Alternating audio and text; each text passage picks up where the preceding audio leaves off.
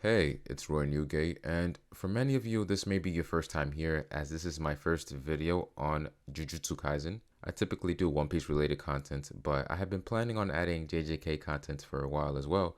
So from this point forward, I'll try to release weekly videos on the series such as chapter reviews and other relevant topics. But if you enjoy this sort of content, make sure to hit that subscribe button and hit the bell for notifications on all of my uploads. Also hit that like button as well because that really helps too. Now that we got all that covered, let's get right into it. For this video in particular, I wanted to talk about Gojo, who happens to be my favorite character in the series, and by the time I caught up, he quickly became one of my favorites in manga ever. Gojo is a very unique presence for a few reasons, not just in the Jujutsu world, but also in manga and anime. At the point of the story where we're at, Gojo is currently sealed within the prison realm, which is of course a special grade cursed object which is capable of sealing anyone and anything if the proper conditions are met. We're all currently awaiting his release, and I don't think there's any question that he will be released either. That's one of the main objectives of the protagonist right now, and even the sorcerer inside Geto's body told him he would see him in the new world. So within the serialization of the series, Gojo will come out and see the damage Geto has done. It's all just dependent on the timing. But here's the catch though, Gojo will not make it to the end of the series. I think at some point he will die, and I feel like this is imminent for a multitude of reasons. I'll explain why a little bit later on. I mentioned earlier that Gojo's presence is very unique, and one of the reasons why is that he holds the fate of his entire verse within the palm of his hands. He has the world by the throat because him being alive affects the balance and natural order unlike anyone else. And it's very similar to other characters we've seen in other manga who are so overpowered that they had to be eliminated to move the plot forward, such as Whitebeard from One Piece, who stood at the throne of the pirate world. Though he never took it for himself, he prevented everyone else from doing so as well. You know, they say no good deed goes unpunished, and Whitebeard, as selfless as he was, paid for his benevolent nature with his life as he attempted to save Ace and Marineford. And with his death, the plot quickly began to move forward as more and more pirates began to aim for the top. You can also view Julius Novachrono in the same light to a degree, and maybe to a lesser degree Oki from Kingdom. The thing with Gojo though, he isn't just the strongest. He is the strongest by miles and miles. He is so strong that there was never a plan to kill him in Shibuya because that idea was already rendered impossible. So they had to contain him within a cursed object. His offense and defense altogether is just flat out unrivaled in every sense of the word. His power is so immense that even his physical attacks are able to make special grade curses look like insects. From the moment he was born, the balance of the world was altered because he was the first sorcerer in hundreds of years to be born with both the Six Eyes and the Limitless Curse technique, which is an extremely deadly combination once it's been awakened. Of course, he didn't come out of the womb at the pinnacle, but the potential was always there, and it instilled fear in so many sorcerers through the years that they were forced to go into hiding. I can't say for sure how strong he was as a kid, but he was likely already very formidable. As he grew older and had more experiences and challenges, his threat level began to grow. He still had chinks in his armor, but these would ultimately dissipate as he would continue to eliminate whatever stood before him. Up until the moments leading up to the end of the hidden inventory arc, he was still killable. But as he had overcome his biggest challenge yet, he was no longer killable. That's when he became the strongest. After learning reverse curse technique, he was able to maximize the Limitless in conjunction with his Six Eyes. As explained by Yuta in a recent chapter, his efficient use of cursed energy is so close to zero that its loss is insignificant and makes it seem like he has an endless supply. And so, although he was at this point unkillable, he was not undefeatable, and his eventual defeat was when he was imprisoned inside the prison realm. This was of course because of the mental block involving Geto's death. This was perhaps the only situation that would have created the right conditions for him to be sealed. He was left frozen and couldn't react in time to realize what was going on when he saw the body of his deceased friend standing right before him. I'm led to believe that there was no other option because the brain expressed how the cursed spirits couldn't be him even if they all teamed up.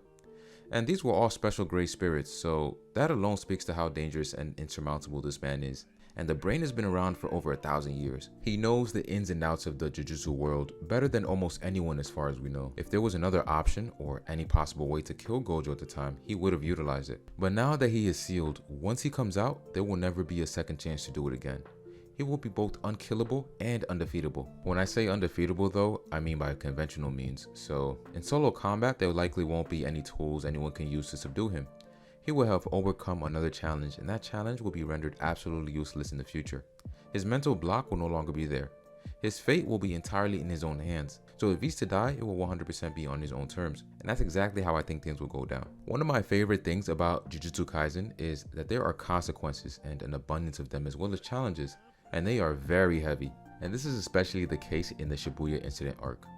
This isn't your typical shonen where a side character can take a nuke to the face and laugh it off on the next page like nothing happened. In Jujutsu Kaisen, bodies drop, and in Shibuya, countless people lost their lives. Todo lost a hand, Inumaki lost an arm, Naobito lost his life, as well as Nanami, who is one of the most beloved characters in the series. Gojo and Principal Yaga were expelled from the Jujutsu world. The fate of Nobara, Maki, and others is still unknown.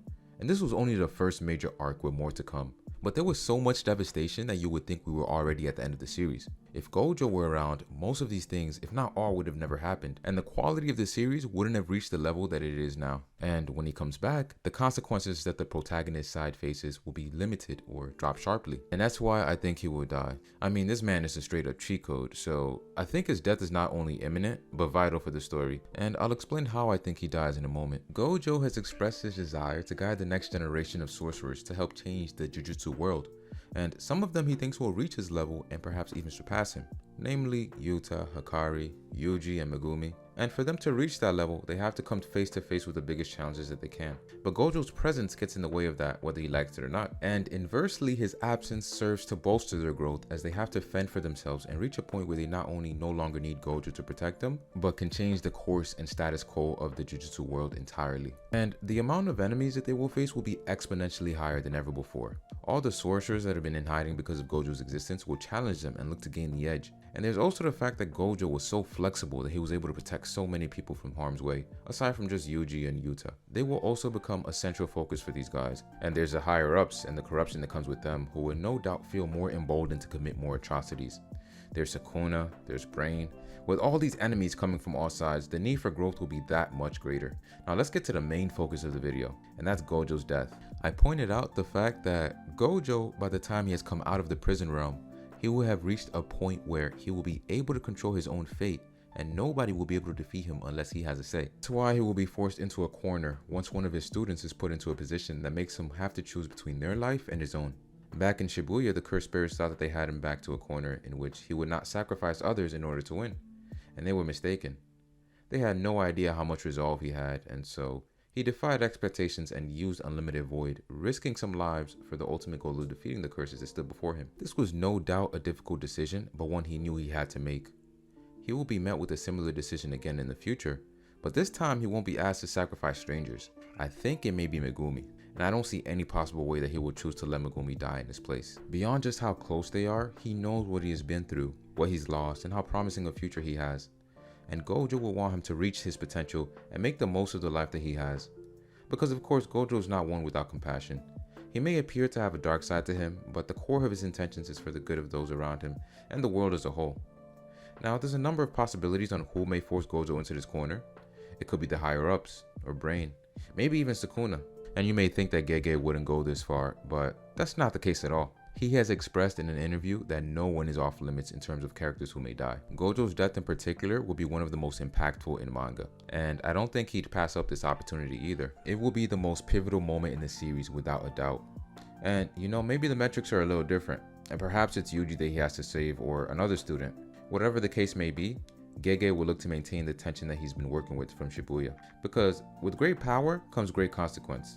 Those were all my thoughts on the topic, but tell me what you think. Do you think Gojo lives through to the end of the story? Or do you think Gege is setting up his eventual death? Do you think Gojo can be killed without needing to be put in that sort of corner?